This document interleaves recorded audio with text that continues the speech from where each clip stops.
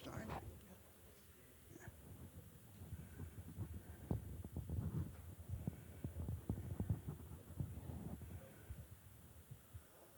So the theme is inequality and the market order.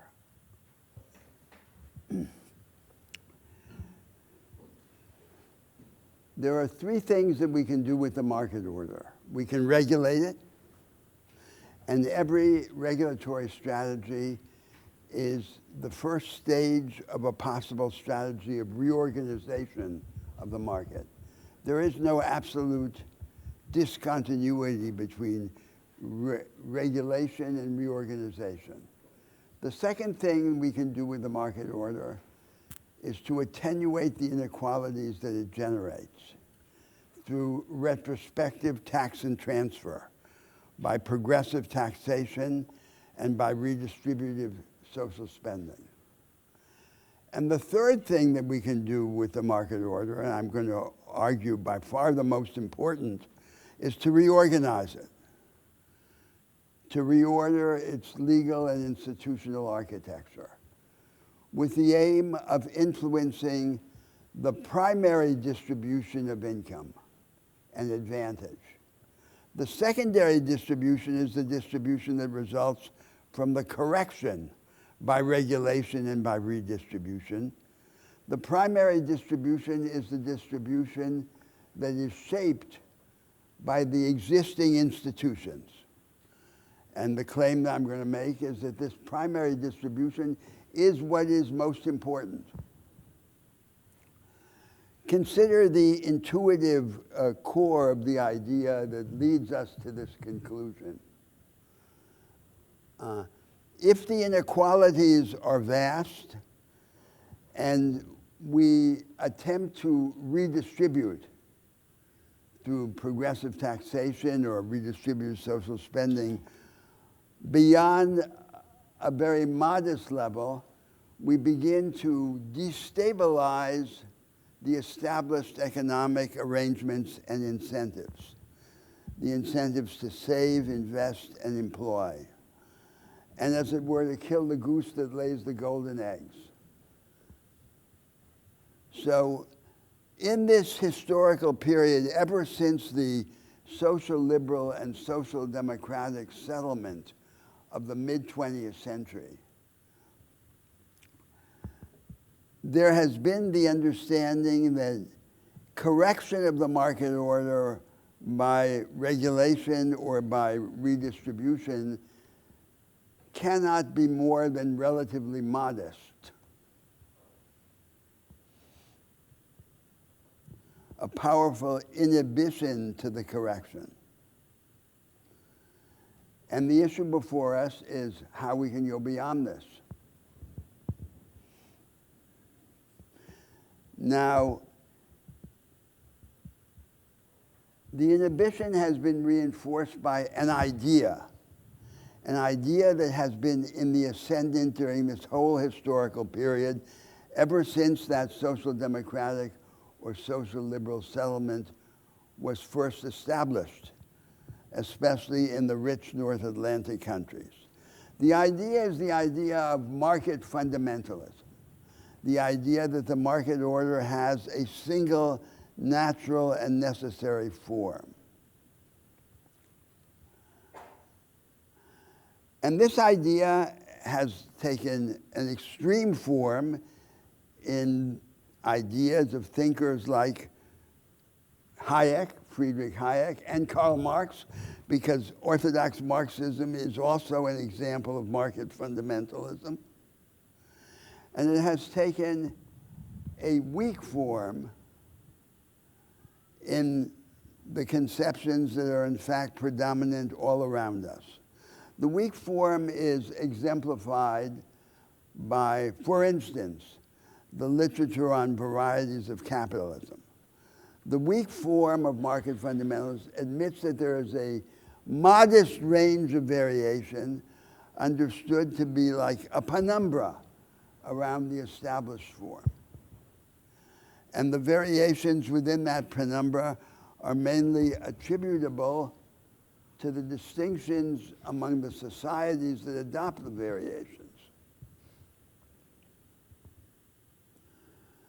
Now, I want to develop an argument organized around three propositions in hierarchical order concerning inequality and incompatible with the premises of this strong or weak market fundamentalism. The first proposition is that with respect to inequality, structural change, that is, change of the institutions and arrangements of the economy and of the state, trumps everything else. Structural change is change influencing what I called a moment ago the primary distribution of advantage and opportunity.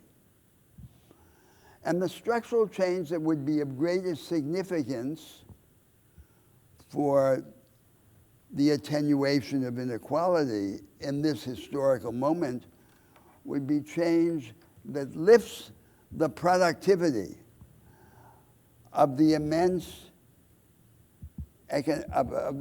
periphery of the productive system. The vast majority of small and medium-sized firms that are relatively unproductive, not startups that are trying to join the vanguard of the market economy, and the millions or tens of millions of isolated individual economic agents who have no stable connections with any business organization.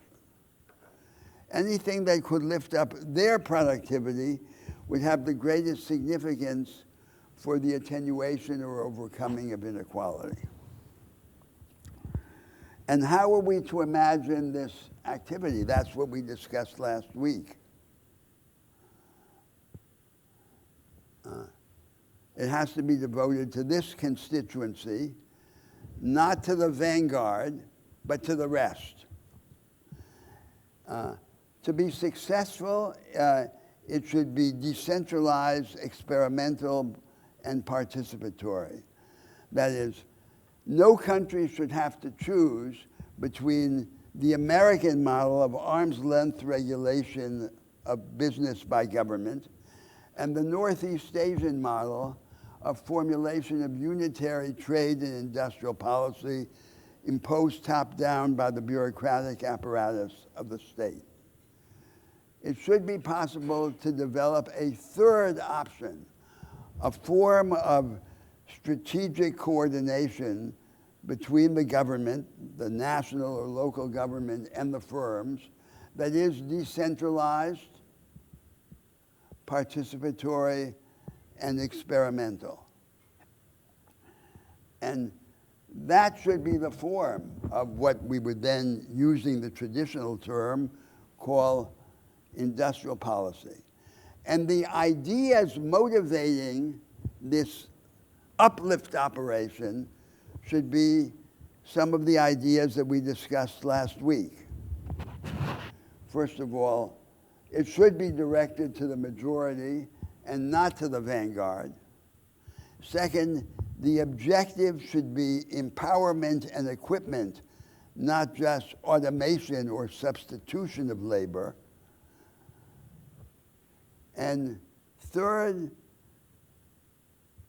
the conception that guides the technological evolution should not be to create a simulacrum of the human mind, as the conception of artificial general intelligence, but to create the machines that are best capable of partnering with the worker or the human being, precisely because they are so different from the machines which they use.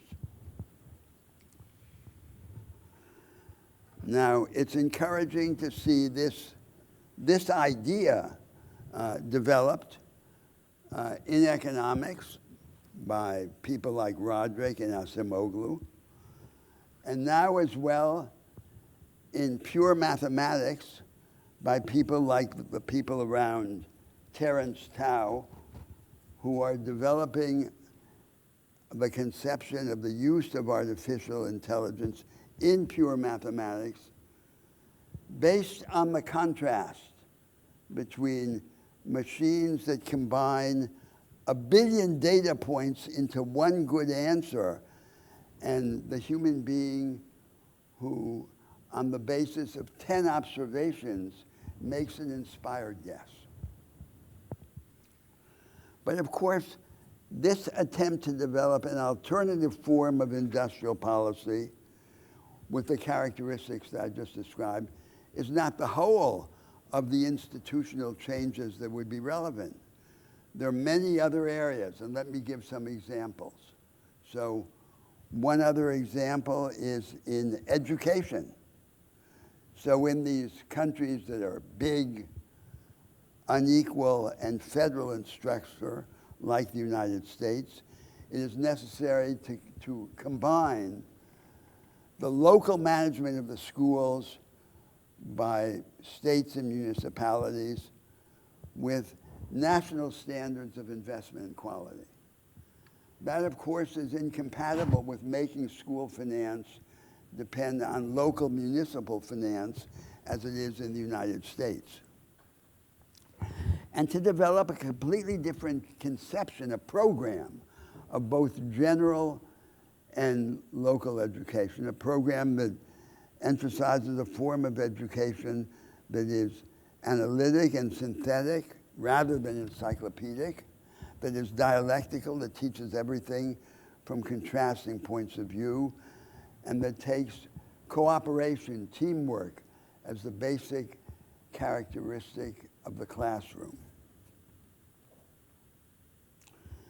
And that form of education should be developed against the background of a way of providing public services in general that would be the administrative equivalent of the knowledge economy.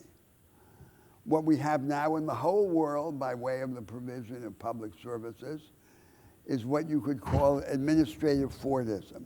It is the provision of low-quality, standardized services by the bureaucratic apparatus of the state. And the only alternative to that seems to be the privatization of those services in favor of profit-driven firms. But of course, there is another alternative. The other alternative is for the state to provide the floor, a universal minimum to all the citizens, for the state to operate at the ceiling of the most complex and costly and novel public services, but for the state in the broad middle area between the floor and the ceiling to partner with independent civil society, to organize independent civil society to help finance it, prepare it, and monitor it, so that through cooperatives of specialists, not for profit, it participates together with the state in the experimental and competitive provision of public services. And another area for this institutional change is the transformation of the character of democracy, which in the last class I denounced as a low-energy democracy, and I then described in the most general terms what would be the characteristics of a high-energy democracy that weakens the dependence of change on crisis and overthrows the rule of the living by the dead. A democracy that elevates the temperature of politics, the level of organized popular participation in political life, that accelerates the tempo of politics by resolving impasse quickly through the engagement of the general electorate in the resolution of the impasse, and that combines a facility for decisive central action by the central government with the ability of parts of the country under certain restraints or safeguards to deviate from the established national solutions and generate counter-models of the national future. Now, those examples are not meant to suggest a system which is there on a take-it-or-leave-it basis and which must be either implemented all at once and together or not at all. They designate elements of a direction, and that's the direction that would then lead to the attenuation of inequality through the enhancement of the capabilities, of the agency, of the capacity for action of the majority of the population. My second proposition is that once we respect the priority, the causal primacy of these initiatives to influence the primary distribution by increasing the powers, the capabilities of the majority, we should take into account the budget on both its revenue-raising side and its spending side, and use it as an accessory element in the attenuation of inequality. After all, the greatest historical achievement of European social democracy in the last half-century has been to generate a high level of investment in people and in their capabilities, in their education, in their health, in their physical integrity, paradoxically financed by the indirect and avowedly regressive taxation of consumption through the flat rate value-added tax or functional equivalence to it. No right-wing government has come to power in Europe that has been able or even wanted, proposed, to alter the social contract based on this acceptance of the high level of entitlements. It has never been significantly pushed back.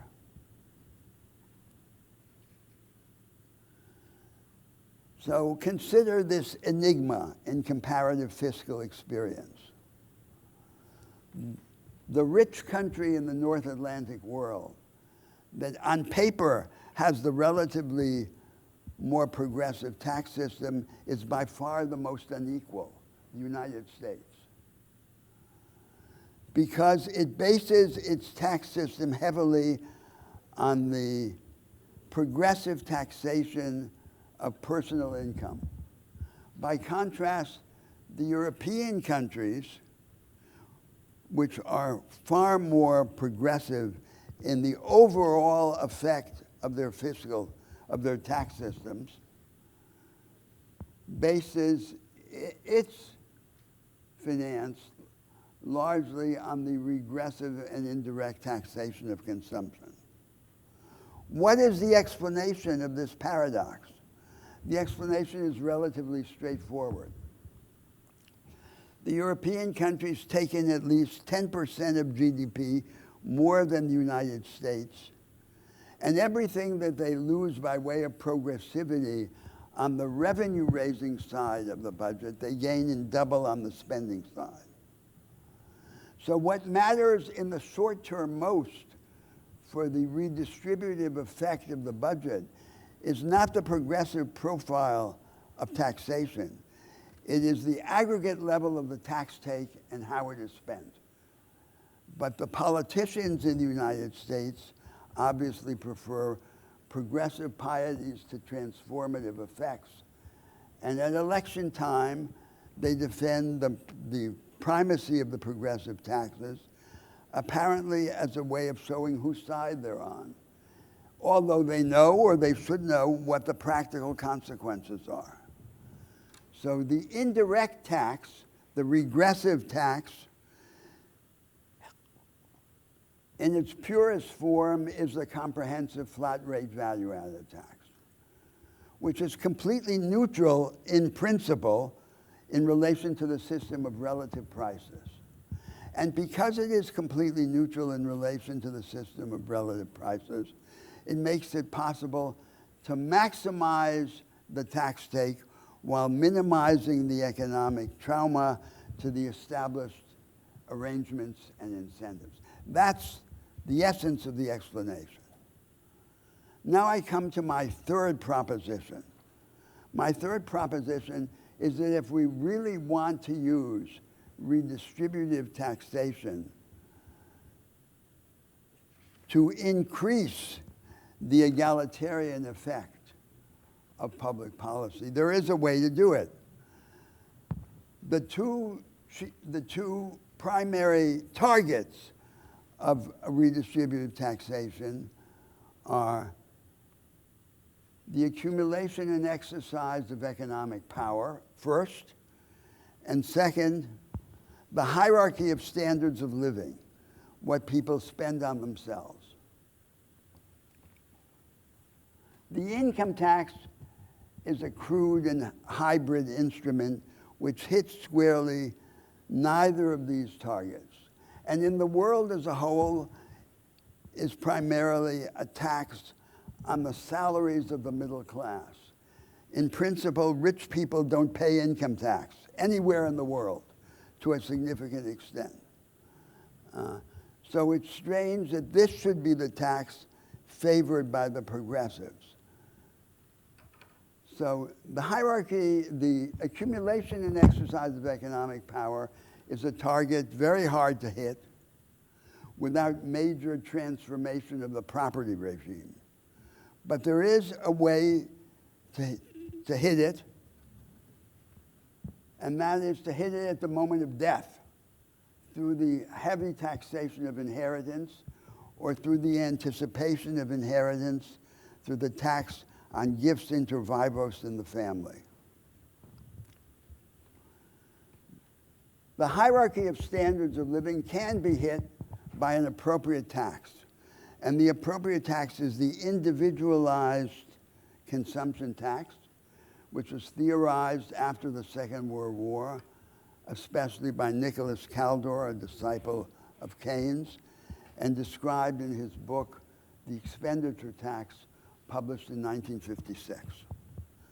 What the Kaldor tax, as it's sometimes called, does is to tax on a steeply progressive slope the difference between the aggregate income of the individual, the income to capital and the income to labor, and invested saving. That difference, invested savings subtracted from aggregate income, is what the individual spends on himself and is therefore the basis of the hierarchy of the standards of living. And that difference can be taxed on a highly progressive slope. You can say that beneath a certain level of income, the individual pays nothing. That's what the Americans call the negative income tax. As the level of consumption goes up, the rate climbs steeply, and at the top level, the sky's the limit.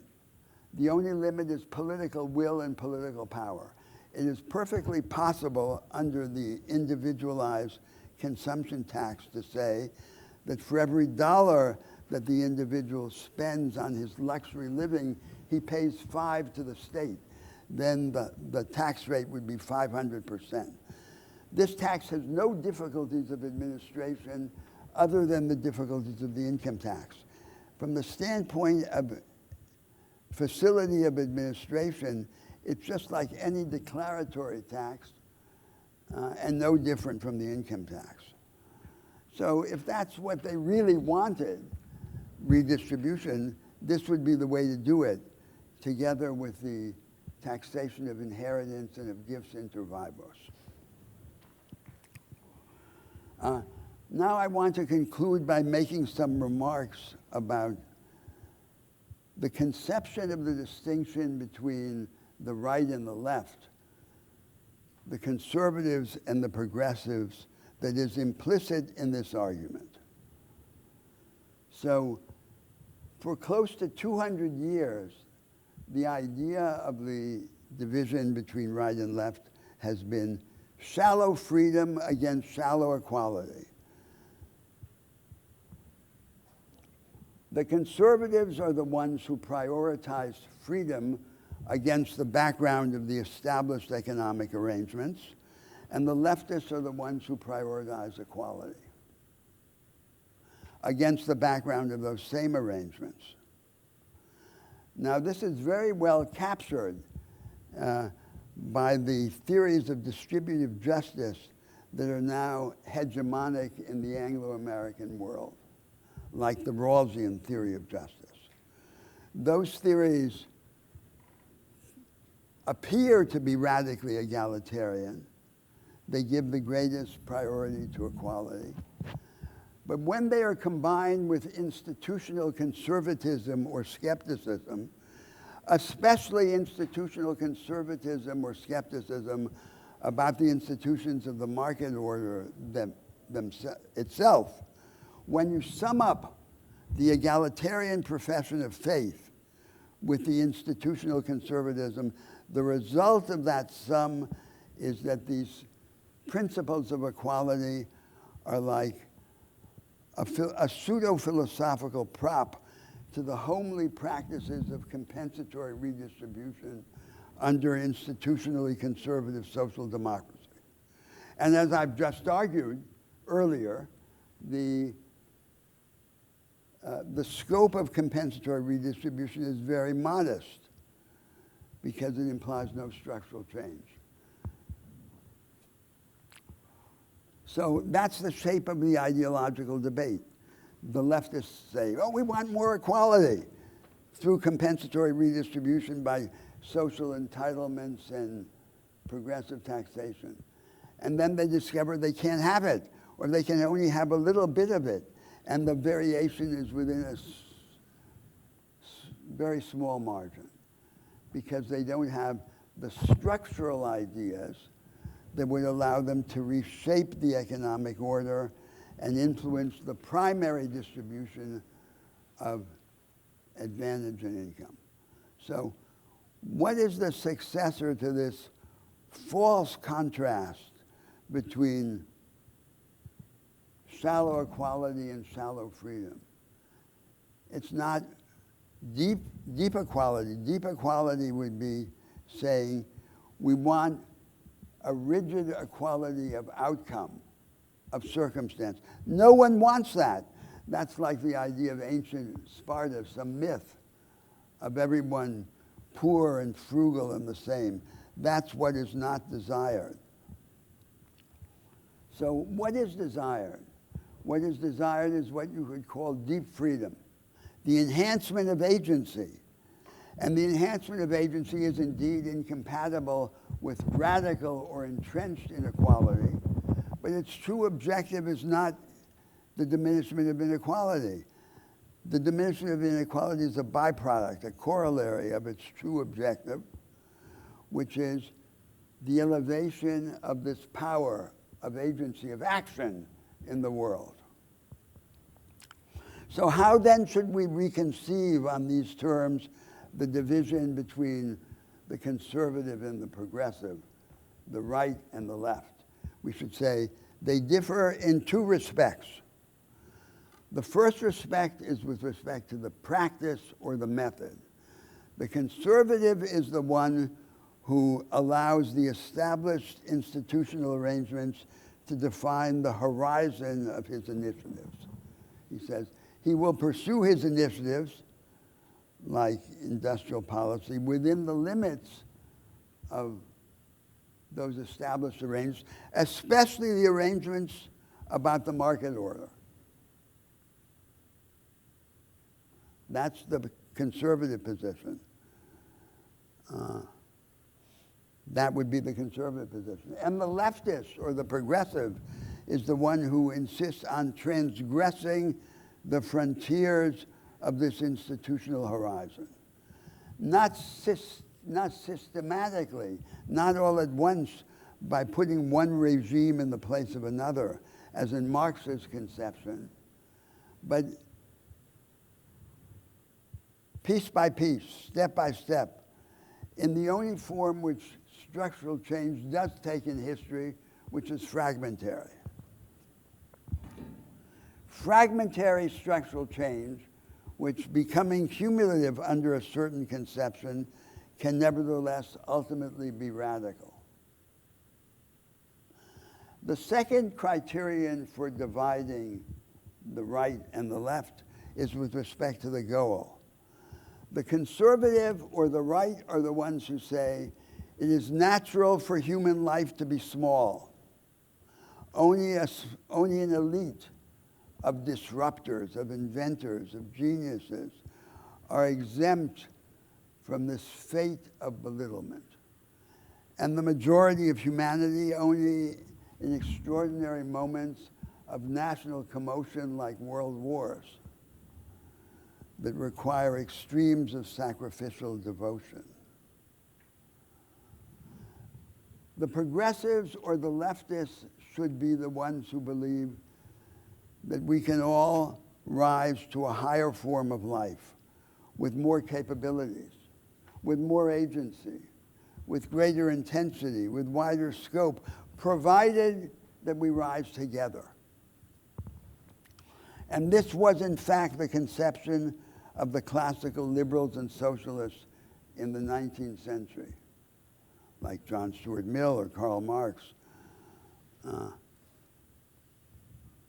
who believed that the aim was less to humanize society than to divinize humanity.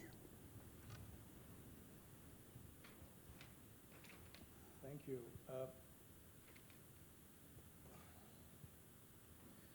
Roberto, I'll make some remarks myself in a second, but I want to ask you a couple of questions. Yes. Mostly to clarify and to make some of what you've said a little bit more concrete in all our minds.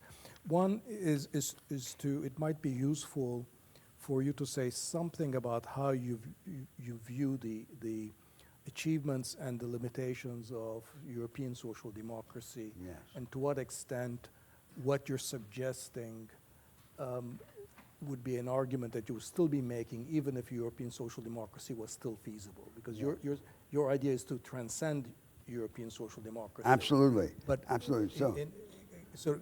But from let me say what I think it's useful to understand how for so many leftists and progressives that is the ultimate, because it's the full thing. Can Exactly. achieve significant amount of inequality. Undoubtedly. But also in the context of the kind of structural change you were discussing, of which there was significance. Yes. So what would be your Well, this is a very interesting question, a very revealing question, because, for example, in the United States, it seems to me that the historical aim of the leaders of the Democratic Party, the putative Progressive Party, has been to make the United States more like the Sweden of 1970.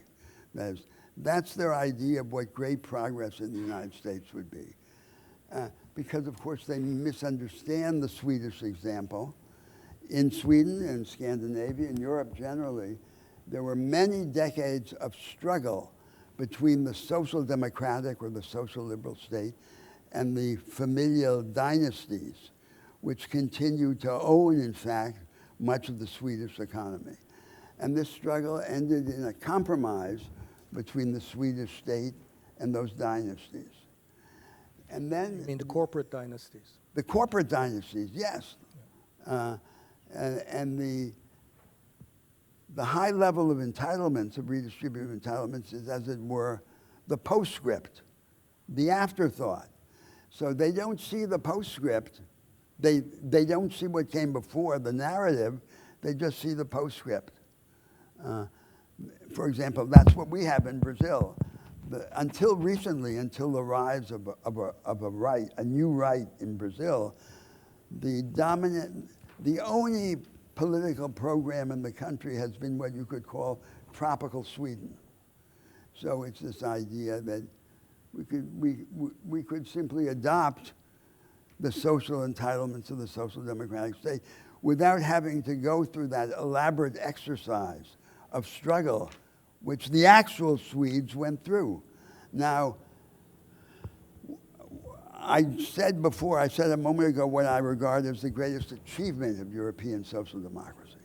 The greatest achievement is to have achieved and perpetuated, sustained this high level of social entitlements, paradoxically financed by the regressive taxation of consumption. The failures of social democracy have been its inability to deal with structural problems that are beyond the horizon of the present form of the market. And three are most fundamental. First is the hierarchical divisions of the production system. The Europeans also have an insular knowledge economy. The divisions are not as dramatic as they are in the United States, but they're still vast. And these structural divisions are large enough to overshadow the egalitarian consequences of the system of entitlements. That's the first problem. They have not mastered the inequalities of the production system. The second problem regards the way in which they address the problem of social cohesion. So the basis of social cohesion under European social democracy was the orchestration of social transfers by the state against the background of a high level of ethnic, religious, and cultural homogeneity. The erosion of the homogeneity by the migratory flows in Europe has made patent the inadequacy of money as a social cement. Money is not a good enough social cement. The only adequate social cement is people doing things together, purposive collective action. And the failures are evident in the consequences for European politics. The third failure of European social democracy has been with respect to politics, to democracy. The basic rhythm of European life in the 20th century has been this. When there are wars, and there were 2 world wars, the Europeans wake up.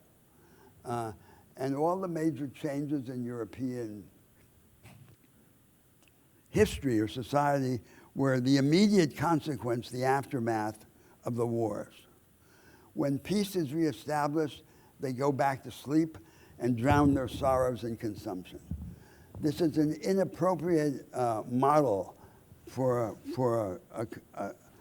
a free democratic society. They should not need war. They should be able to change themselves without war. So I think those are the 3 most dramatic examples. I would add 2 others, which are at the frontier between what they have achieved and what they have not yet attempted. One regards the relation of finance to the real economy, the subject that we'll discuss later on here.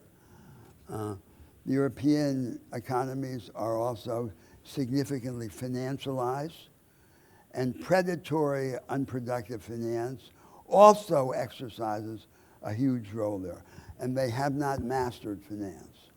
The second problem is the provision of public services.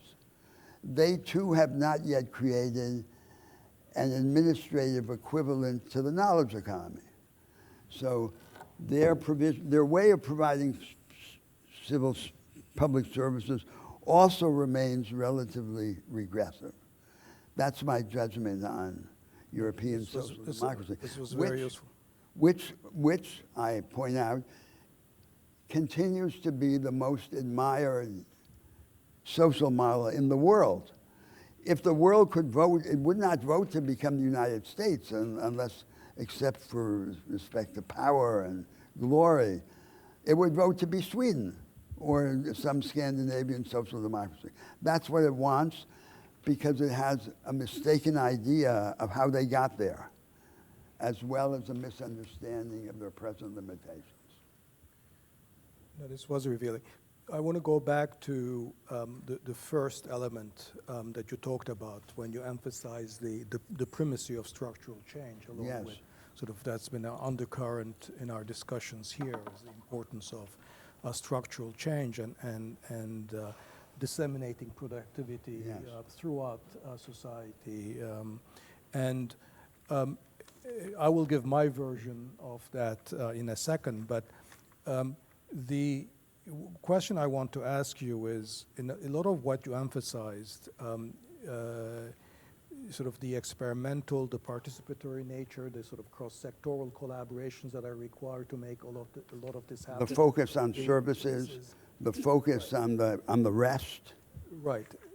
So I think a usual criticism of that approach is how realistic it is in a context where there is so much polarization, number one, and also distrust of government on the other hand. And so how do you what do you see the relationship between these kinds of approaches, on the one hand, it's large reliance on collaboration between different stakeholders, civil society, well, there's a circularity, right? so that's what I want you because to the failure to resolve adequately the problem of cohesion, and the failure to address adequately these new sources of inequality in the production system are then the cause of the problems that you mentioned. So this is then the pedagogic or prophetic role of politics. How are we going to get out of this? We have to break the circle. We have to break the circularity. And I think the electorates are not just passive victims of circularity. They are looking.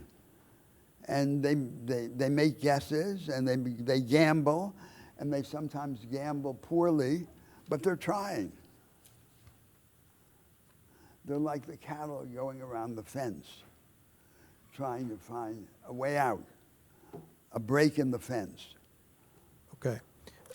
So I want to make a few remarks, and then we'll actually preface those with a couple of charts.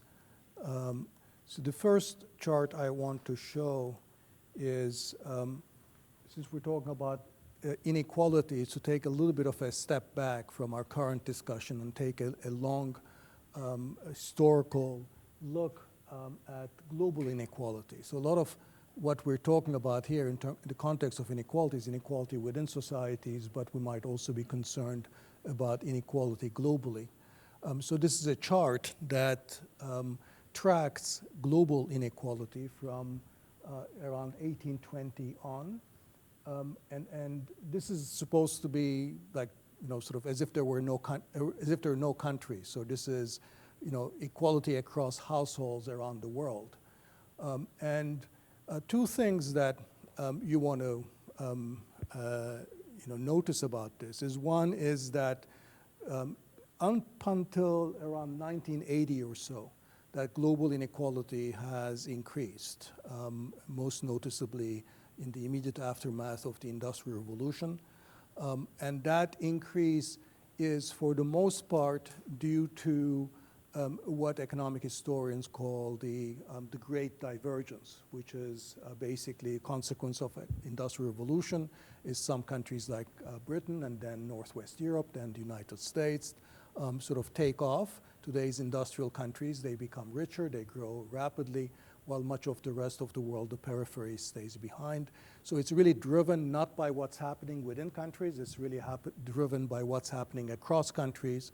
So growth, differential patterns of growth is what's explaining this great increase in inequality up until 1980.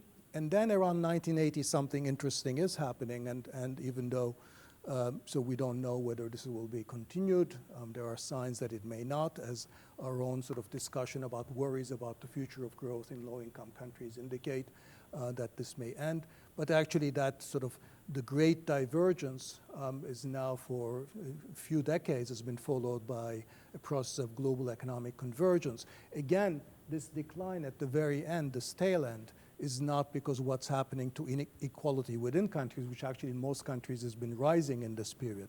But what's really driving it is that poorer countries, especially China since 1980, but a large number of other countries, including India and many sub-Saharan African countries during this period, actually have grown more rapidly, significantly more rapidly than the rich countries.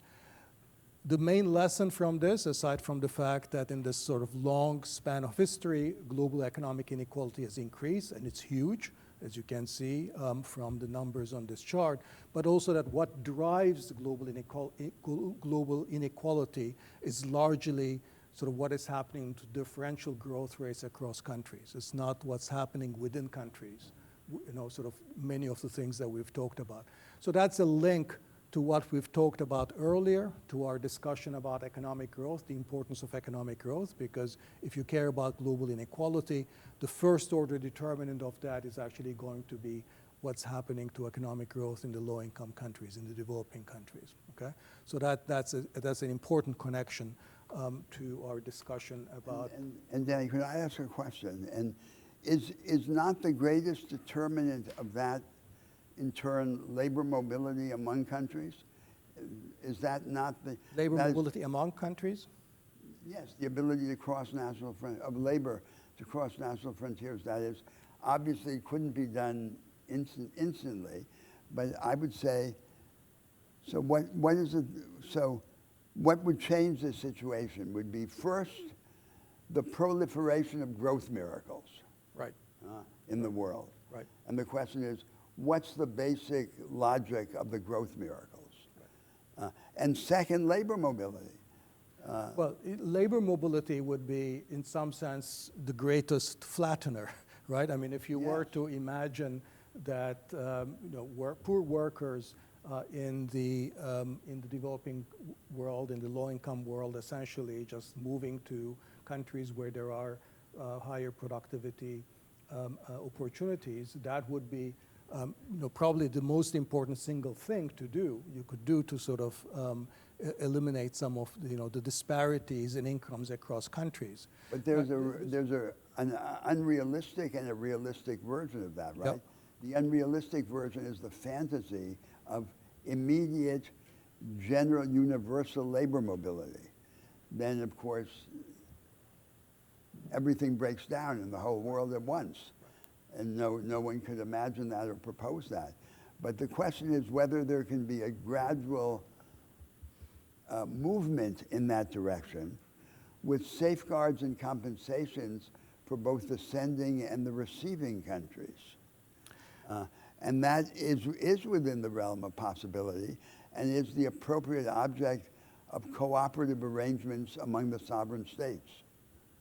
Let's keep that idea, because we'll come to the discussion of the global economy and globalization, I guess, in a couple of weeks, and that's what could be one thing that we may want to focus on in terms of what would a real, great set of global economic arrangements look like, and arguably a kind of a partial and well-designed labor mobility scheme would be part of it. The one thing, of course, that you can imagine is how controversial this would be within, receiving countries. I think that needs to be. That's obviously a big issue. The second set of charts I want to look at is actually inequality within countries, and this is for this one. The first one is for the United States. I don't think you will be surprised, of course, to know that there's been a significant increase in inequality. The top 1% income share in the U.S. has increased, almost doubled, while the bottom 50% income share has shrunk. This sort of X is really quite striking in the case of the U.S. And when we talk about inequality, we're often talking about the United States. Now we turn to Western Europe. The same chart for Western Europe actually shows some increase in inequality, but is significantly less stark compared to the United States. So I think there's two things that I want you to take from this. One is the obvious reality that institutions matter a lot, that I think the residue of the European social democracy still has cushioned Western European countries from many of the same shocks that they've been subjected to, whether it's deregulation, the deinstitutionalization of labor markets, globalization, automation, and other forms of technological change. These have been common between the United States and Europe, but the inequality outcomes in Europe have been much more muted compared to the U.S., so that, showing how important these institutional, safeguards have been. Part of it has been the operation of labor markets, that labor markets, for the most part, have remained more controlled in Europe, so that wages at the bottom haven't fallen nearly as much. The other part is what Roberto was talking about in terms of a much larger set of social safety net and redistributive mechanisms maintained by a much larger tax intake, much larger size of the state in Europe. Okay? However, of course, as we know, even though inequality itself has not risen as much, in terms of the political implications, what has been happening is a consequence of globalization and technological changes, and many of the transformations in these market economies, is that there's been quite a similar backlash. In some ways, of course, you can say even stronger in some parts of Europe to the changes in the kind of economic context.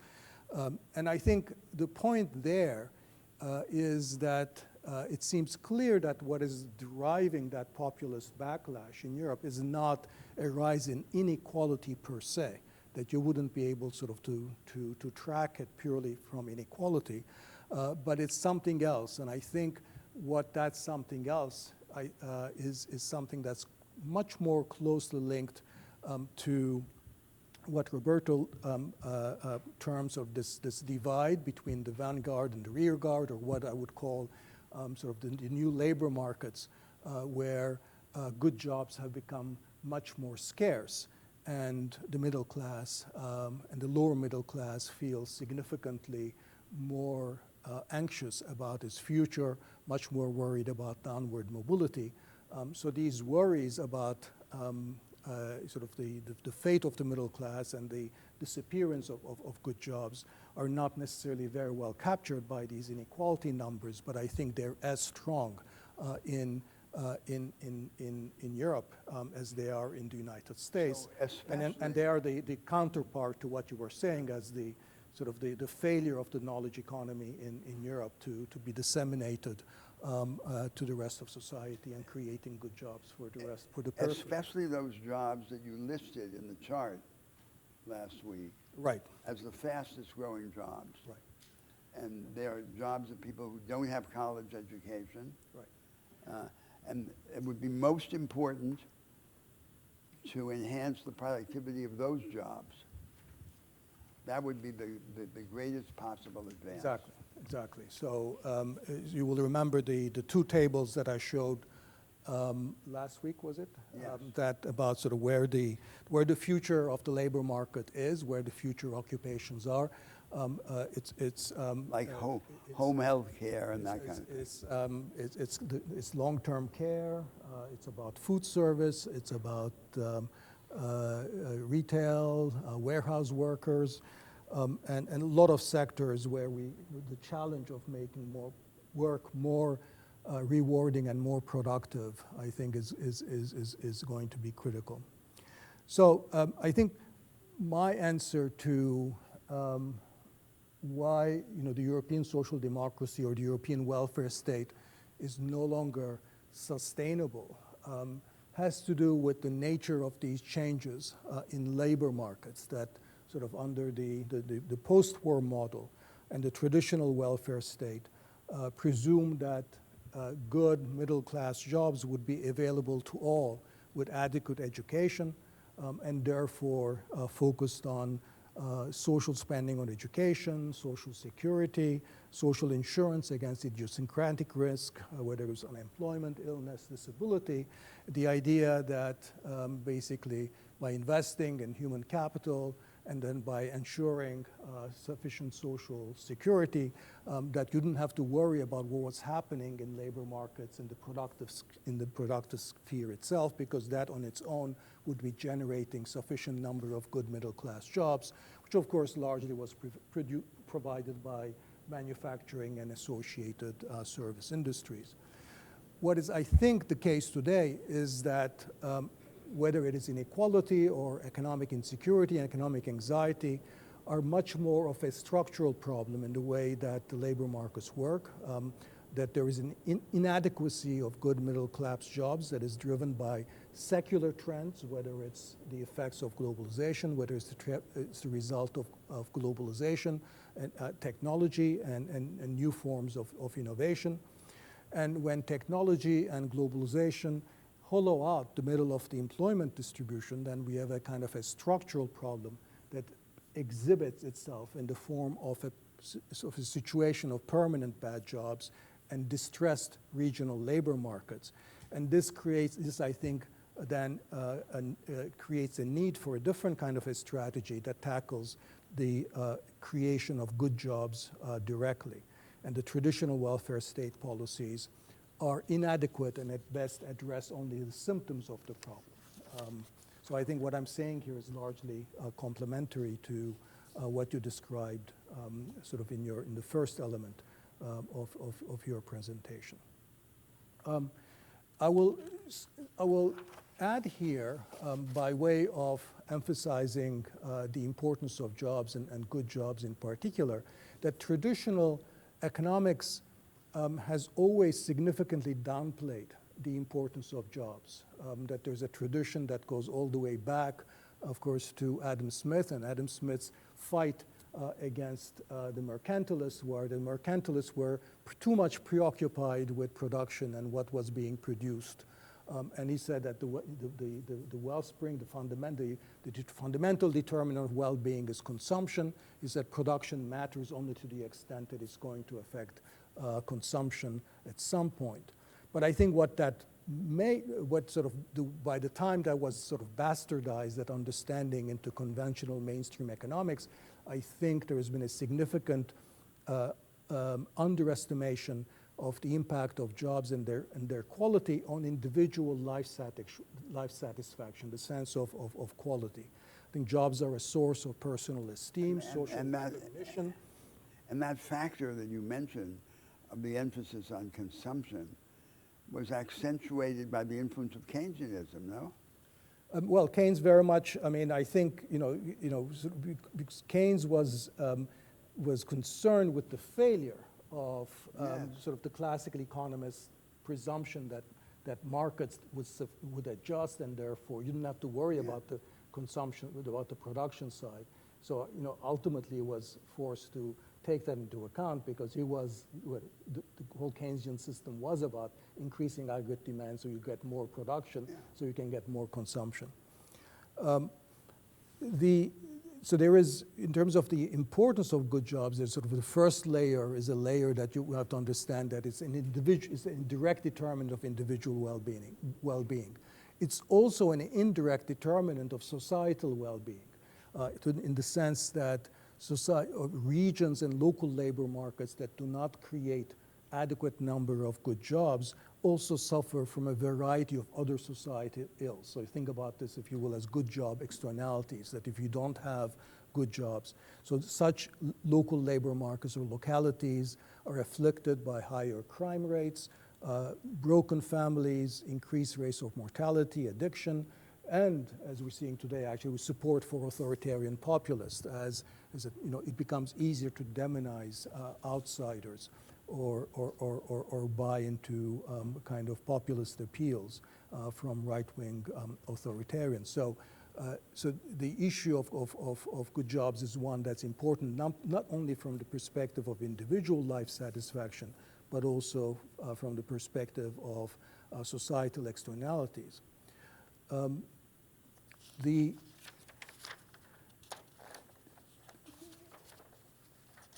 So the question then becomes, if we're going to have this focus, we take this focus on sort of creating these good jobs as the basis for this sort of productive transformation.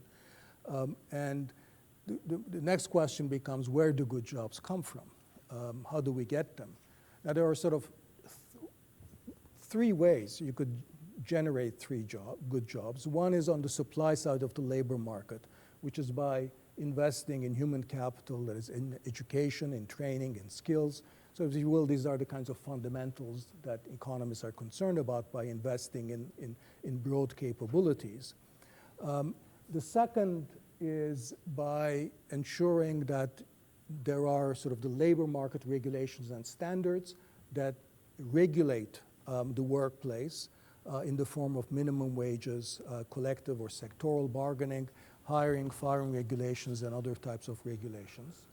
But there's also third, the demand side of the labor market, as what's happening on the demand side. And the question is, can we generate increase in demand for workers with relatively low education that would otherwise be condemned to bad jobs? And the mechanism for that would be structural transformation, productive diversification, creation of good or better firms, the use of appropriate technologies to increase demand for labor with lower levels of skills. Now, the problem with the first of those remedies, which is the supply side, investing in fundamentals, is first, as the charts or the tables I showed last time indicate, the bulk of jobs that are going to be created in the future are actually not jobs that demand high levels of skills or education. So simply by investing in education, universities and so forth, we're not necessarily addressing the needs of that sort of long-term care worker or the warehouse worker. We need to find ways of increasing demand and increasing their productivity differently. With regard to labor market regulations and standards, sort of the second plank, I think this, of course, has been very effective in European social democracies, but it does require commensurate levels of productivity, because if you simply mandate regulation, higher wages or higher labor standards without commensurate increases in labor productivity, you could then generate unemployment. And one relevant example of that, for example, would be France, a country that has relatively generous minimum wages and collective bargaining wage agreements, but those have come at the cost of very high rates of youth unemployment, so that the least skills, least experienced workers effectively having to be priced out of labor markets. So again, that makes productivity critical. So the demand side of the labor market, the third lever, is actually in practice has been often the key mechanism behind the rapid expansion of middle-class jobs. So when we emphasize structural change, creating what in the past was manufacturing, but in the future will have to be increasingly more productive labor-absorbing services by creating demand in those kinds of sectors for workers with lower education. That seems to me to be a critical element for creating good job societies of the future. So these good job policies are going to be a kind of a variety of the type of industrial policies that you mentioned. We've talked about different aspects of this already. So when we talked about the knowledge economy, innovation, and thinking about new kinds of technology that can increase demand for low-educated labor or are more friendly, augment the capabilities of low-skill labor. That's one element of that. There is potentially a kind of an international dimension of this in tradable sectors in terms of the ability to protect domestic labor and social standards. We may talk about that in the context of globalization when we come to that. But I think most importantly, they'll probably require some type of modern industrial policies or productive development policies. These will be interventions targeted at expanding productive employment opportunities by supporting firms and workers in their efforts to acquire and extend the capacities needed to participate in the dynamic sectors of the economy. That's partly by increasing the productivity of existing jobs, such as in the kinds of service sectors we've talked about, through extension services or improving the management or cooperative programs to advance technology in those sectors, increasing the number of good jobs by startups, the expansion of existing local firms, or attracting investments by outsiders, and a variety of active labor market policies or workforce development programs that help workers, especially from those that might be at risk. So there's a fundamentally kind of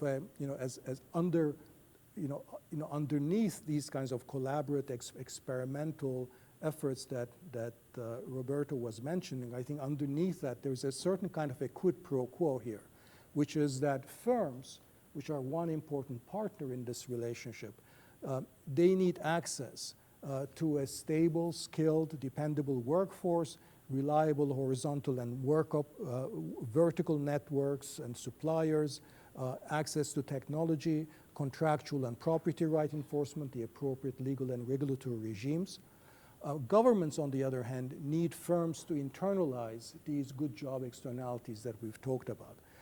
So I think it's that kind of a quid pro quo that is the basis on which such cooperative, iterative approaches can be based. Danny, there's one aspect of the European experience which might deserve more emphasis, which is the importance in Europe, the historical importance of craft production. So the areas in Europe which have been most successful in hosting knowledge economy have been areas that were very successful before as craft economies. So North Central Italy, Southwestern Germany, Catalonia, and then the technologies of the knowledge economy make it possible to scale up craft production. So it's a combination of craft with scale, which is unique, and which has the advantage of depending on and fostering dense traditions of association, technical education, artisan education. This is all part of the European form of life. That's right, and so whether it is, you know, in Bavaria or in northern Italy or in Catalonia, sort of there are regions where, together with local authorities, that are you've developed these local ecosystems of collaboration across small firms with associated, you know, skill strategies and workforce development strategies. I think that the challenges there are really twofold. One is that most of these examples are essentially manufacturing, and they were sort of generally export-oriented manufacturing activities. Though increasingly manufacturing in the knowledge economy becomes services, crystallized and combined services. That is one key transition. The other is something that we really still know little about, is how you can take these models and then apply them to lagging regions, the regions that have not been able to develop. You have to create the functional equivalent social capital. of their presuppositions. Yeah. So I'm going to stop here. Actually, we have a special guest today. So, you know, I was hoping that she might be able to chime in on sort of all the stuff that you've already heard. Heather Boucher is visiting us. She is a former senior member of the Biden administration. She was the chief economist of the Invest in America cabinet. And before that, she ran the Center for Equitable Growth in Washington, D.C. So she's been intimately involved both in thinking about how to do these things as well as actually doing them. So we're very lucky that, and I'm not springing the surprise on her, so I've asked her if she was willing to say a few words. So Heather.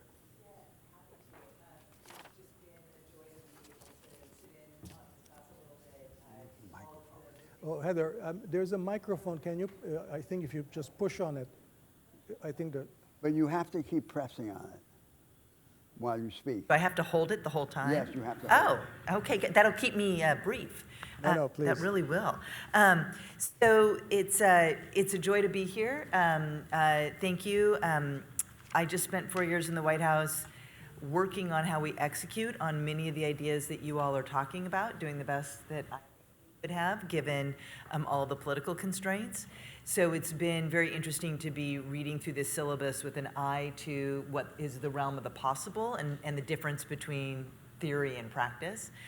A couple of things that I wanted to just pull out of today's readings and the conversation, and I was a little bit late, so I didn't hear the very beginning, but one of the ways that we really thought about how we could grow the U.S. economy was by focusing on what we make and how we make it. We didn't use Danny's term productivism because it's got too many syllables, it's a little complicated, but what we make and how we make it feels like it's a kindred concept.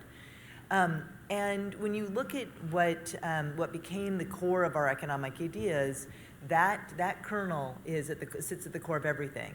And so we focused on making game-changing investments in things that really matter for American, what we believed would really matter for American competitiveness. And to the extent that was possible, those were bipartisan decisions.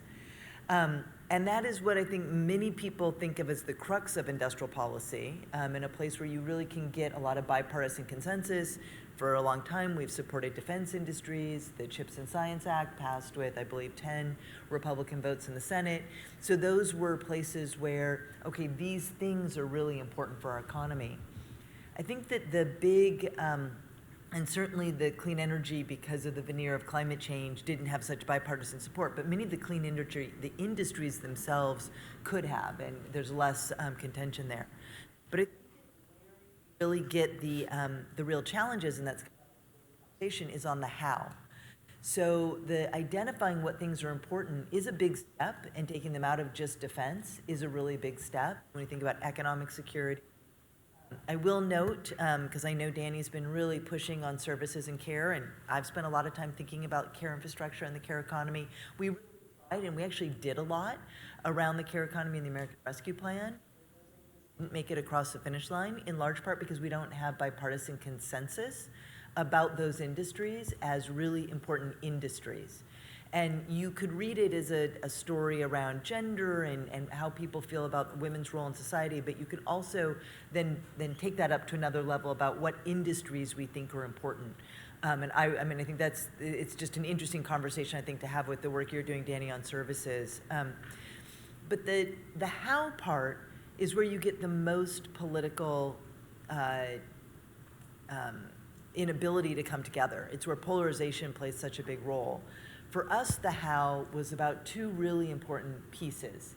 So one is always front-loading, empowering workers and educating them. I just read Stephen, I apologize, his last name starts with an M, the man nominated, the scholar nominated to be the new chair of the Council of Economic Advisors. I just read his piece from last May on industrial policy, and many paragraphs where he vehemently disagrees on how we should empower workers, very anti-union, very focused on, if we want to have competitive industries, industrial policy should primarily be focused on the competitiveness angle and lowering costs. That includes lowering wages. So not a part of that. That was, of course, antithetical to how we focused. But the second piece is so important in the what that hasn't come up in this conversation, I know will come up later in the semester, is how we shape markets to be fair and competitive. And that's both, we thought of that both domestic and international. And I think this was often lost in the discussion. We had a whole of government discussion around market structure and competition issues. Really revitalizing the Federal Trade Commission, the Department of Justice to make markets fair and competitive, really thinking about that deeply, thinking about how agencies should regulate with an eye to that. That's so important for all of the industrial strategy questions. It's also really important for job quality. We now know, because there's so much new research, that workers are being very challenged by monopoly labor markets that go along with market structures that are less competitive, and that's a part of this inequality story. So when I talk about inequality, I always add one on rising economic concentration. But then that's a different way to think about the trade conversation. I think if you're starting from what you make and how you make it matters, then you talk about how you're structuring domestic markets to be fair and competitive. Then the international conversation becomes quite different, because then it is about what's fair and what do we think about monopolies. And so then the conversation about clean energy becomes, well, golly, we've got a lot of clean energy supply chains that are dominated over 90% by one country. Well, that's not a fair and competitive market. That has well understood implications. So we need to think about that. And that was the nugget of a lot of our trade policy, which the news media read a lot of, like, oh, just tariffs and yada yada, not really understanding. No, this is about thinking about what we invest in this country so that we can get good jobs. But we get good jobs from having competitive industries. And so that feels, it's so exciting to see so much new questions. So intervention today. I want to ask you, we'll open it up now, but for discussion, but I want to ask Heather two things quickly. One, is it fair to say that that on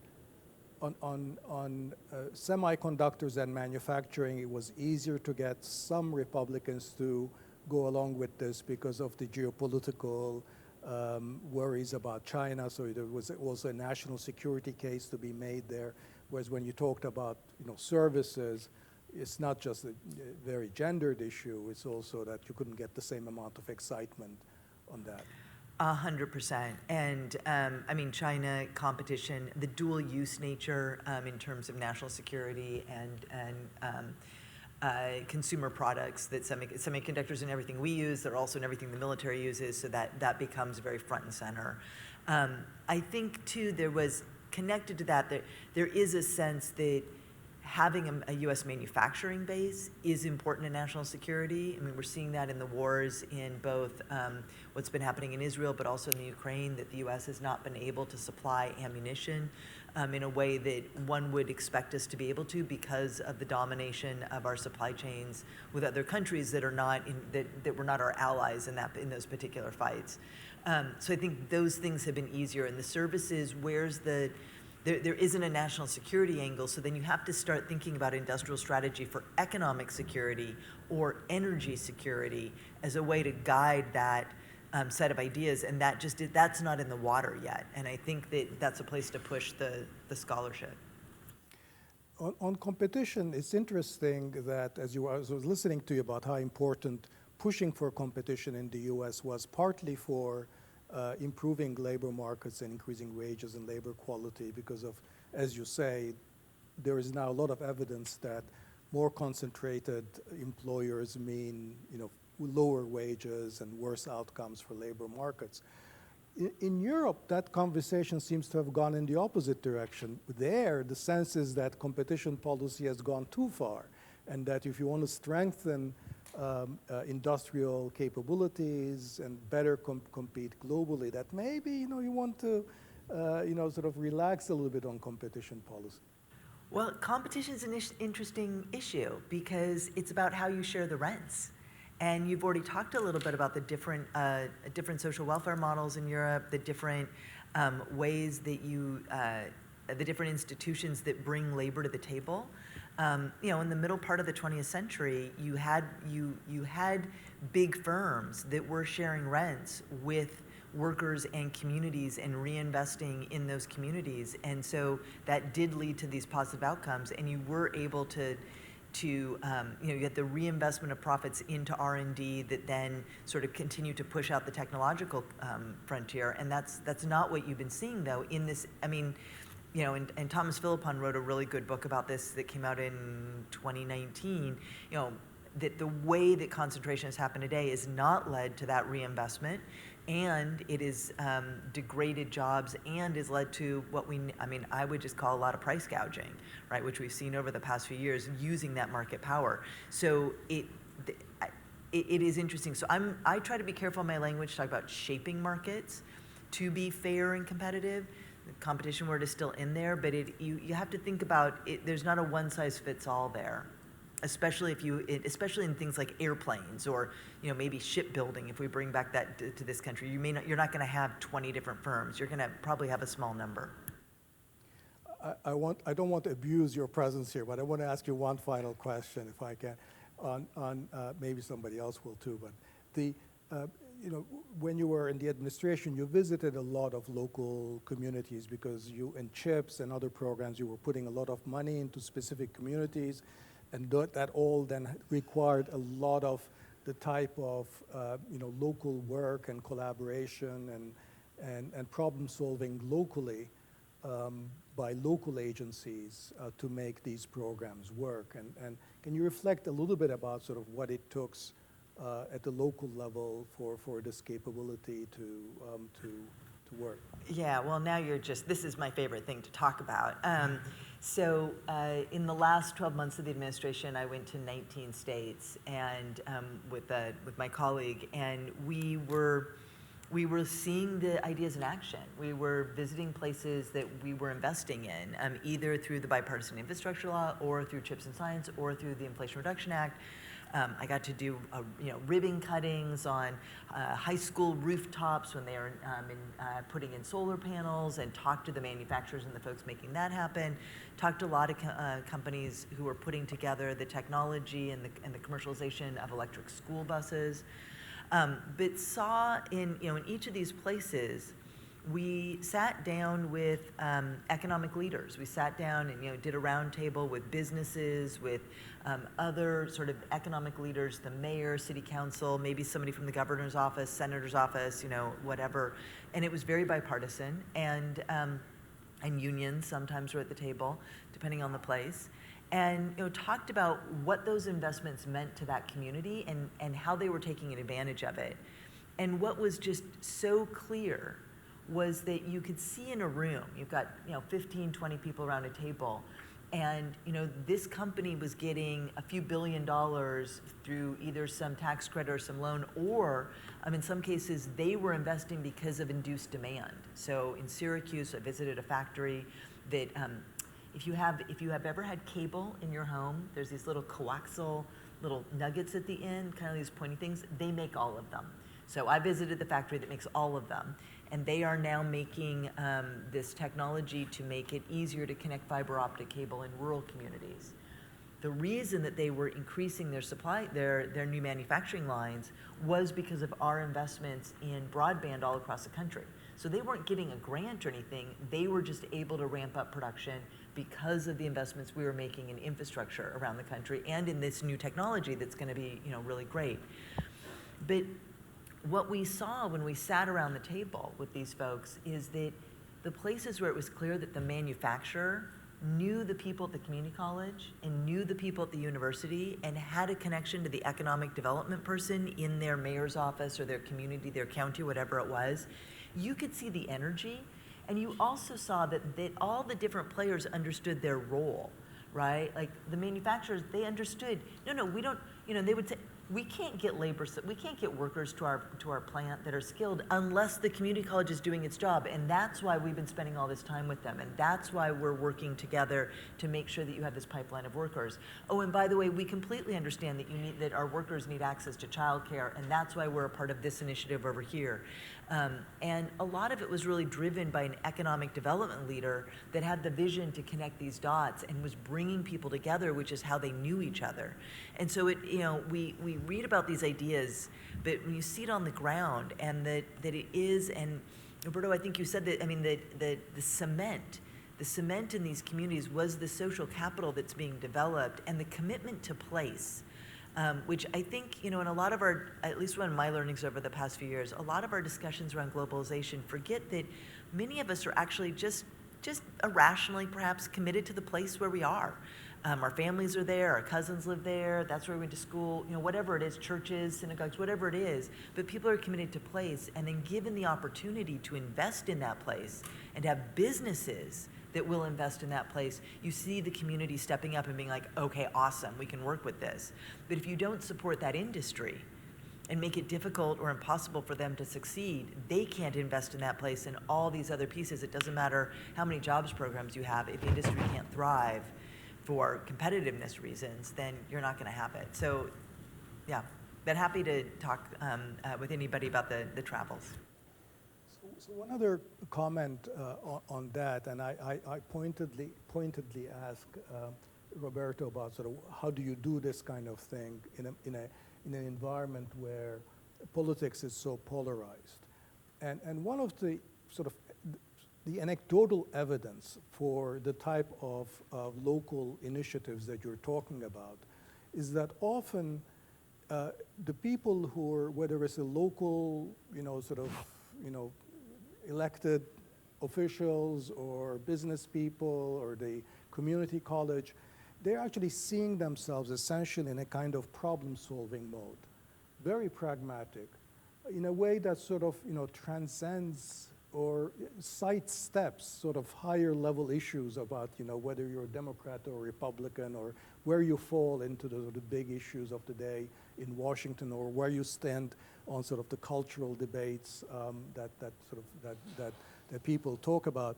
That in that sort of problem-solving mode, people tend to be much more pragmatic And in a way, it becomes easier to get this work done because you're addressing, fundamentally, how do I create jobs here? How do I actually make this factory to work? So I don't know that's maybe sort of, kind of a hopeful image about how some of this work is possible and feasible in an environment where otherwise you think it's really completely paralyzed by lack of trust and polarization. Shall we open it up? Comments, questions, reactions? Yeah. Can you push the microphone? Here. Thank you for being here. Okay, I have a question regarding, so right now we're seeing a lot of executive authority. I'm going to avoid the feedback. I'll just talk very loud. So we're seeing the new current administration has executive authority extensively in various ways. They've been incumbent power and kind of restricting plans that make congressional and federal initiatives. So like CHIPS and Science Act, I know they're looking at reviewing everything alongside those. And I was wondering how critical the fund was, how much other projects that you have seen, how much are they at that this willingness to use the common power of the executive? I mean, just right before I walked in the class today, a colleague sent a note out where people are tracking how many firms in clean energy are shutting down or not making planned investments, and the number of jobs we've already lost is in the tens of thousands. I think what he sent me this morning was 36,000, but that's fact checkable. So that is a real impact in the month of February from the impoundment and from the chaos that is being caused by the lack of clarity of where we're going. And I think the real hard thing is that in many cases, these were, either loans that were, moving through a process that now just everybody in that office has been fired, so there's no loan, right? Even though Congress has approved that. And there's, we're here in a law school. I mean, all of this is just going to be fought in the courts, and there is nothing about lawsuits that's good for the certainty of businesses making investments in real time.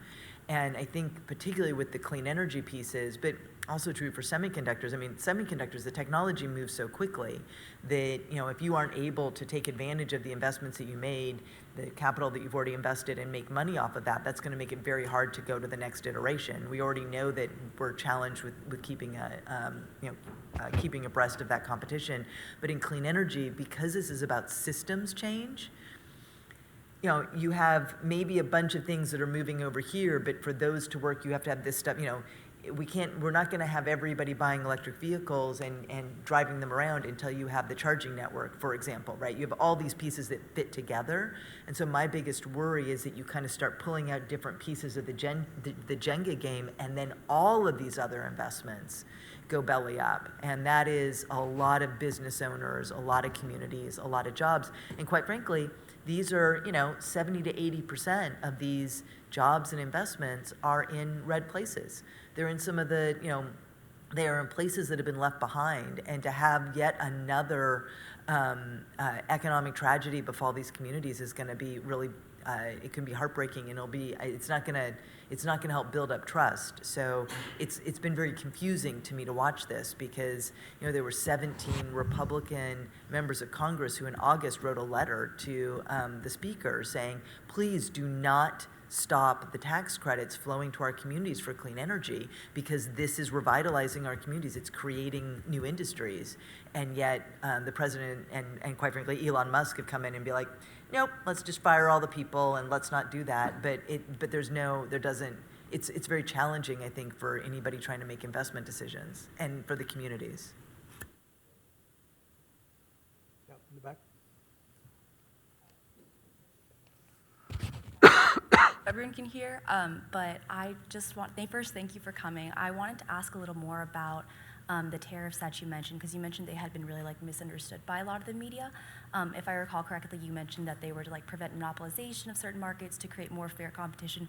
Would you mind like walking out the logic a little more, like explaining a little more how those things connect? And if you see that changing under Trump, because he's also very tariff gung-ho.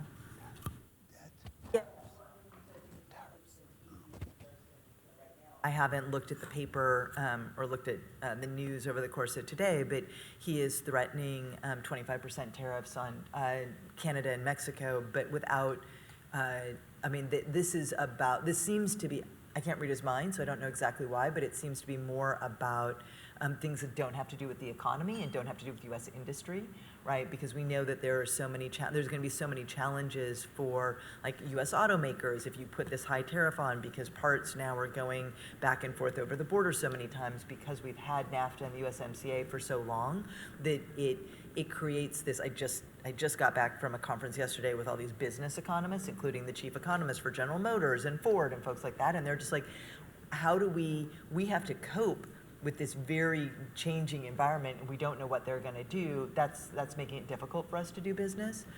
We spent over a year, spending, and people were like, this is taking you too long, but we spent a really long time on the Section 301 tariffs, which were about Chinese competition, to make sure that they were really calibrated. And, I can say so many of my colleagues spent so much time going through the trade lines and doing analysis on supply chains to say, okay, deep, long arguments about very specific technologies and products and whether or not they should be a part of this tariff. Because, oh no, actually this technology is being used in all of this domestic production, so if you put a tariff on that, that's going to make it harder for all of these small businesses, right? And a process that allowed those businesses to weigh in on it. That feels very different than not knowing by the end of the day whether or not you would be doing blanket tariffs without exceptions. It's a very different way of approaching economic policy. Because, in my view, we were taking so seriously with so much attention what the industry needed and what we were hearing from them and giving them an opportunity to weigh in.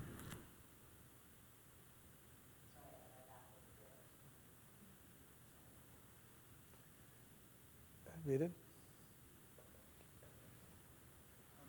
Danny, to your point, it seems to me that for the economy to move in the structural direction, there also needs to be a cultural change amongst businesses, right? To work with the local community, to be rooted in place much longer, and so on. Now, if you're a small company or a medium company, or your shareholding is majority, let's say a family or a dynasty like in Sweden in the 1970s, that seems more plausible. It seems less plausible if you're a large company where your majority shareholders are BlackRock, Vanguard, State Street, and so on, who will continue pushing for the management team to work to maximize shareholder return rather than a kind of broader community view. So I guess the question is, how does the political economy of this work where you actually have the large companies moving in this direction rather than just smaller and medium-sized companies? Yeah, good question. I mean, I think, I think my first answer would be that,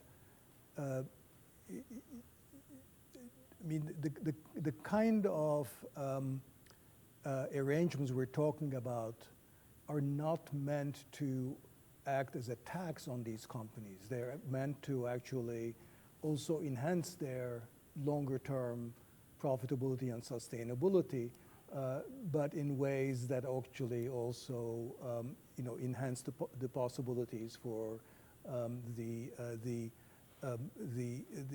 localities in which they operate. So you're right in the sense that making that mental leap into sort of thinking about it in this way requires a kind of a cultural shift.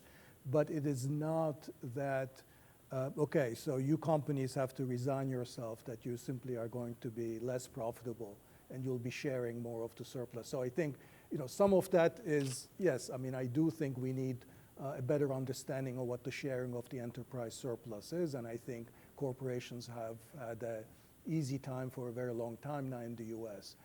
But in the context of these industrial policies that we're talking about and the structural change, it's meant to enhance their profitability and sustainability as well.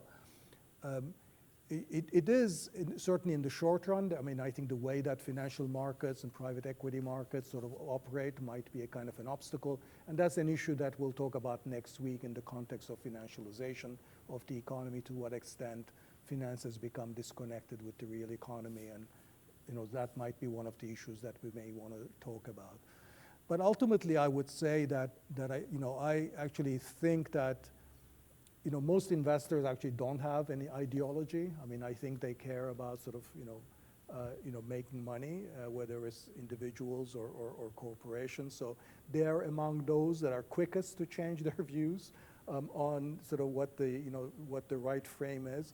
Unlike us, which we are ideologues, right? Academics or professors, we're really, we have our own view and our narrative, which is much harder to change. I don't think private sector is like that at all, because they don't have a stake in a particular worldview, as long as, I think it's kind of so I view that in some sense, not as fundamental. Yeah. I'm curious for any of the three of you, how the experience of inflation in the last 5 years and the response of electorates throughout the West to inflation, if that has altered how you think about these paradigms, thinking about a value-added tax on consumption, or thinking about trade-offs between tariffs that may protect jobs but also drive up prices. In the United States, I think there were periods where real wages are outpacing prices, but people are angry about the prices and reacting, and backlash against incumbents throughout the West. And I'm curious if you have any reflections on that, or if that has kind of been, if that informs how you think about these challenges. Heather, do you want to say something about, you lived through this? I've never been asked about inflation before, not once. I mean, I think that it's a really great question. Because I like the way you asked the question about whether or not this experience of inflation affects paradigms. For me, it goes back to why we had that inflation and what it took to get rid of it. So, and here there's a lot of shade to be thrown, I think, on some of the econ journalism that happened and how we talked about that inflation, because I think so many people went straight to, oh my gosh, it's because there's so much demand flowing through the economy. But actually, as the research is borne out, a lot of it was because the pandemic and then the war in Ukraine created supply-side shocks.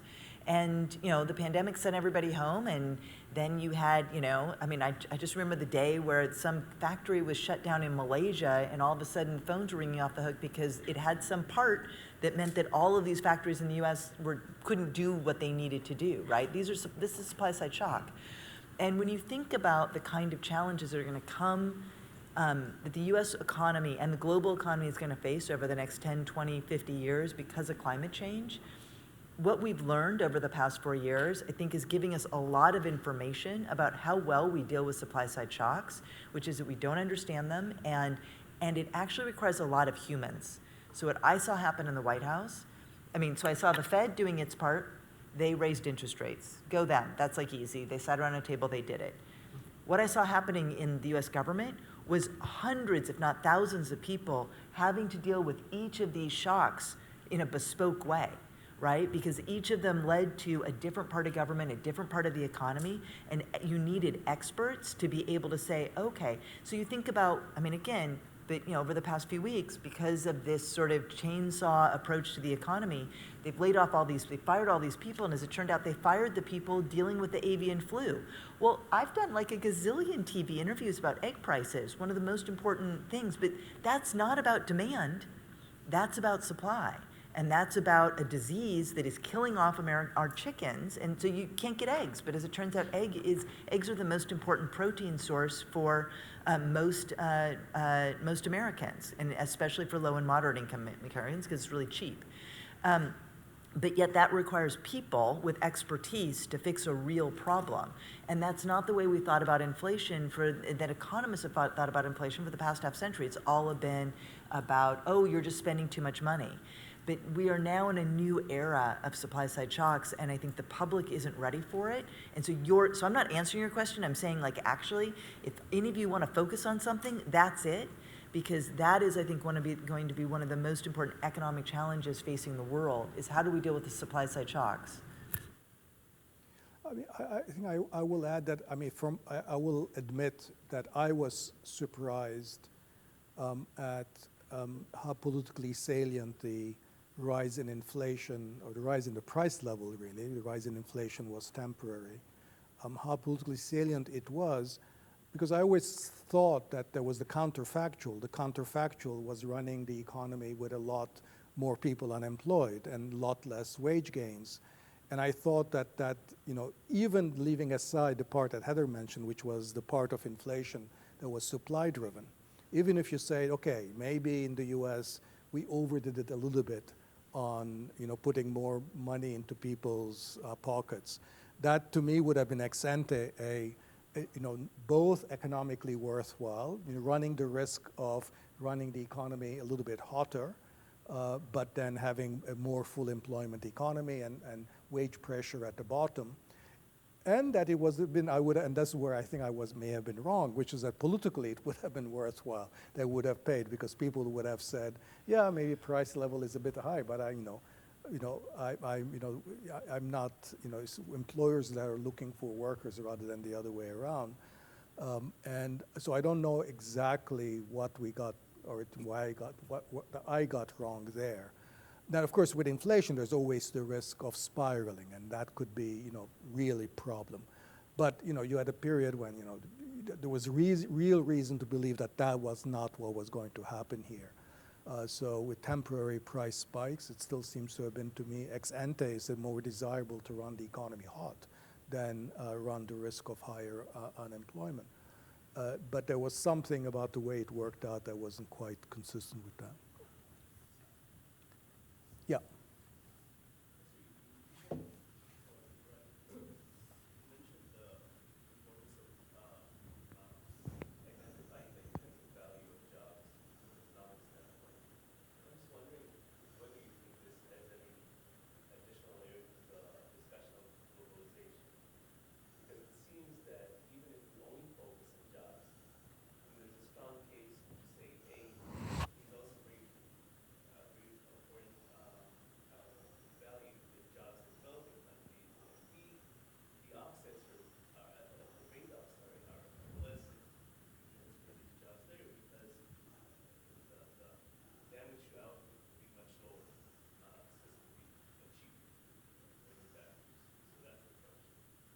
Yeah, so that's a great question. I mean, I think there are two elements to that question. One is the question about distributive justice globally, right? How are you going to trade off the potential losses to a worker in a developed country who's probably already rich, certainly compared to the developing, to a worker in a poor country. I mean, so I don't think we have a good, a good way of thinking about this from a globally distributive justice standpoint, because it's not clear whether, so that, I don't know exactly how well to think, except in the extremes, right? In the extremes, it's easier to say that, maybe, 100 jobs in a poor country are worth more than just one job. But, so that's, but it's a broader question that it's worth thinking about, but I don't really know that I don't think we have systematic ways of thinking about it. But the other way is really think about it in a political, explicitly political way, which is to say, how do we serve the interest of even the poor country worker better by not taking into account the discomfort or the dislocation or the loss of well-being, loss of identity, recognition, dignity that would be incurred by a lot of people who are being displaced in the advanced countries, because that's going to be ultimately show up in a kind of a backlash and the undermining of a system that is important to maintain, which is a moderately open world economy.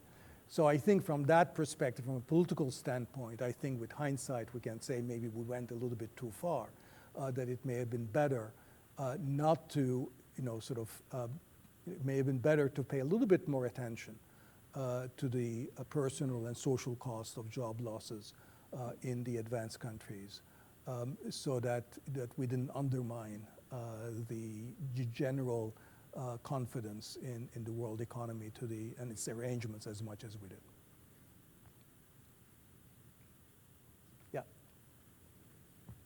just a question for you and actually all of you.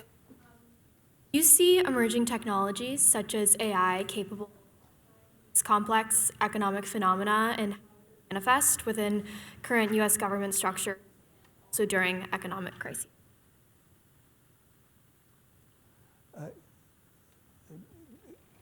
Do we see AI, the contribution of AI to solving some of these problems? More so understanding them and quantifying inequalities within countries and labor markets, and then also during crises as well. Do you think it's feasible? Do you think it's not feasible? And then also, even if it was feasible, do you think it would be capable of being integrated within governments?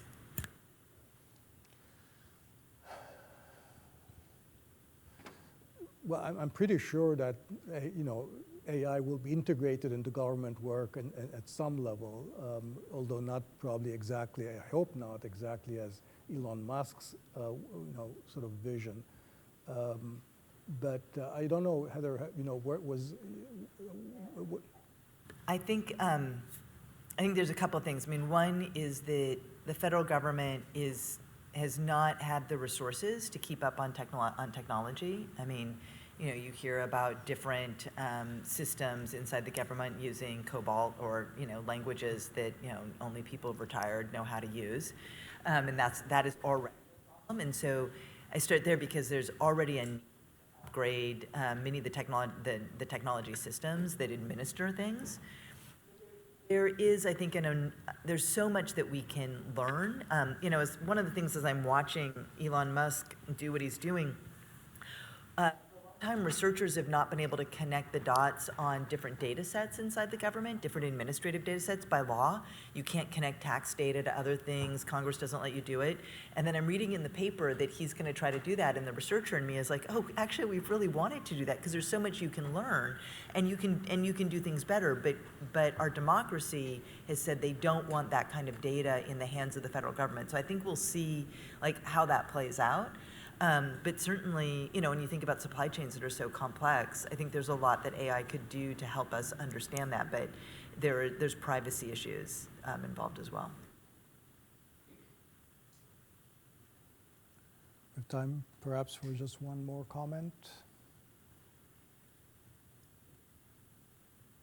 Okay, last word. This is a question for Heather.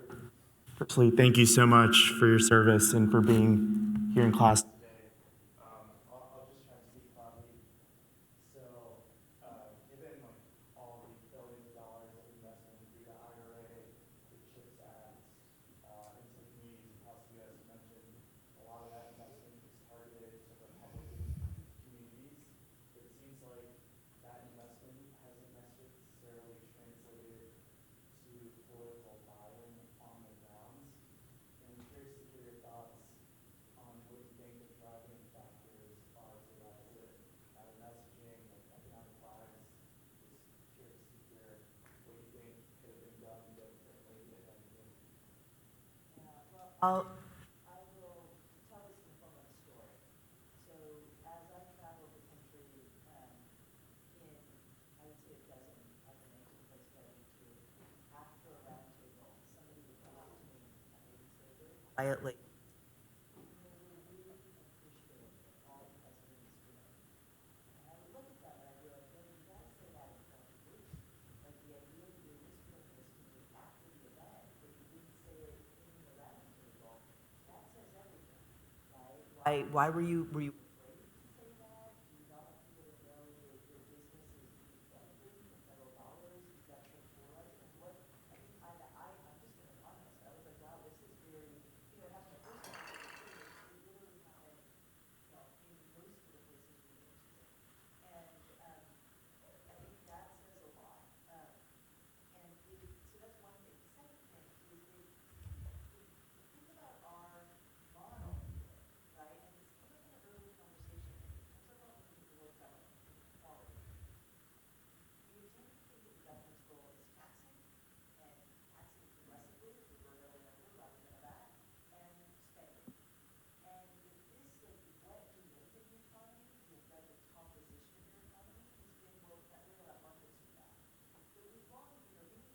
we're proactively doing it, but we don't have a language. We didn't have validators in the media talking about what we did because people didn't understand it. And that work is actually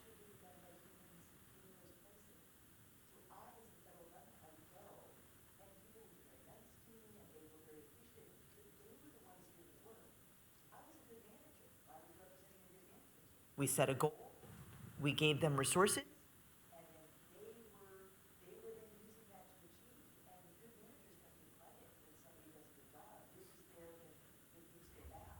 And that's exactly what Joe Biden did. Things went wrong. He stood up and said, well, the kids died. When things were going great, he let those businesses take credit. And that's a great way to run a country. But you're right, it doesn't give you credit. And so kind of what we need to change is that this needs to be part, like, I think these are bipartisan ideas, but we have to change the way we're talking about them in places. So I don't have solutions, but that's we need some sociologists in the room. You have a question for Heather? We're out Or of time. It Heather, has to be a very quick. suggestion. I'm from Europe. A marketing suggestion. In Europe, European Union gives a lot of money to countries that were still developing, especially in Central and Eastern part of Europe, being members of European Union. And when they do it, and they invest 80% money coming from Europe, 20% from local communities, there has to be a yellow shield. The money was given from European Union, and you have it in front of the high schools, buildings, local buildings, tram stations, everything. So, you know, people can be speaking, oh, Europe is so bad, but then they face the yellow shield every time. Oh, European money. And look at how popular EU is in Hungary, right? Well, Hungary is a different story. Please join me in thanking Heather for being with us.